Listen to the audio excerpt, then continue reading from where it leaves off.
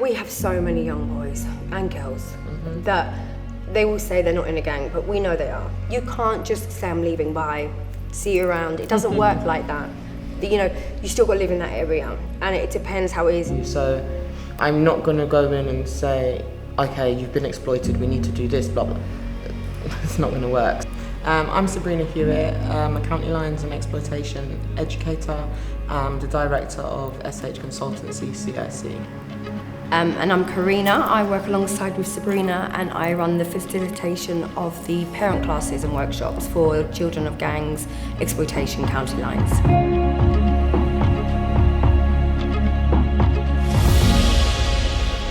So child criminal exploitation is when a young person is either forced, coerced, manipulated into carrying out criminal activities. They can be low-level crimes such as shoplifting and go all the way up to being fully initiated into a gang, going on to county lines to do drug supply. County lines now falls under the umbrella of human trafficking, which is great. So I'd say the majority of the time it starts off as friendship, starts off as care. A lot of the times the young people who have been targeted because they have been targeted are vulnerable in one way or the other. I agree with what Sabrina was saying. It is a particular way that you don't just pick anyone. They know who they're targeting. They know, the poverty, the one-parent family, the children that are in alternative provision school. They're not on a full-time education. They're being seen on the street. They're being seen. So the elders or whoever the bosses are, they're all noticing which child is where, and then that's how they pick them out. That's how they befriend them. And to me, your friendship first, then you become family, because that family at home is not as close as this family. And that family starts buying you things, starts taking you out for food, and it goes on from there. A lot of people still believe that child criminal exploitation only applies to boys and child sexual exploitation only applies to girls. This is completely false because they do often, sadly, interlink with one another. We have so many young boys and girls that they will say they're not in a gang, but we know they are. You can't just say I'm leaving by, see you around. It doesn't work like that. You still got to live in that area. I think a lot of the time it is difficult because to be a young person and these people that you essentially idolise, they're the people that have been there for you, provided for you when you haven't had anything, shown you what they've packaged as love, and now you've got someone coming along and telling you, well actually, they were using you, they were exploiting you. So I'm not going to go in and say, okay, you've been exploited, we need to do this, blah, blah.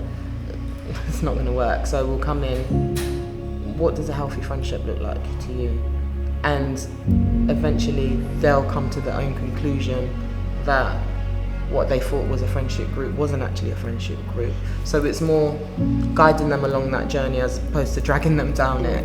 So it's more allowing them space to come to that realization themselves. So if we're bringing these words to these children from young, grooming, making their mind aware of, does this person want the best for me? Or this person's asking me to do this, do they have my best interests at heart? If we have children asking those questions from a very young age, then that kind of secrecy barrier has been broken, and then it's by raising awareness and showing what positive images and relationships and such look like.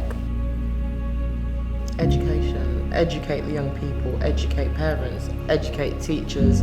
Anyone that works with children should be educated. I think we need to go back to the mentality of it takes a village to raise a child.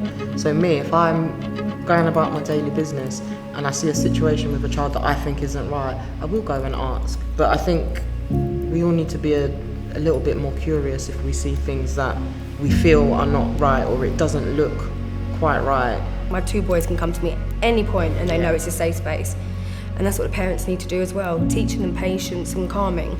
Because the information that you're going to hear, you're not always going to like. Yeah. It's going to break your heart, but you need to keep it cool. You need to let that child know that you're there, that you're supporting them. Yes, and it does affect the wider community, the wider family. it's not just that young person, parents, it affects them immensely, and we were actually surprised about the lack of support, lack of knowledge, lack of awareness for parents. So yeah, the knock-on effects definitely if there's any siblings, because that affects them in so many different ways, especially if they've been present when the house has been raided or been present at the arrest of their sibling.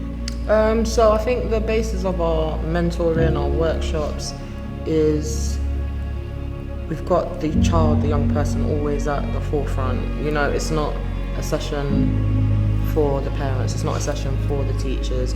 This is wholly aimed at the young person. We create a safe space. We discuss topics that they wouldn't normally have conversations with adults, and it's a safe space. We're able to facilitate it in a way where everyone gets heard. Those that don't want to speak, you know, we don't force anyone. So it's quite relaxed, quite chill, but also sharing our own personal experiences. I think that kind of nicely underlines the things that we say to them, the work that we're trying to do with them. So it's a bit of a balancing act, I guess.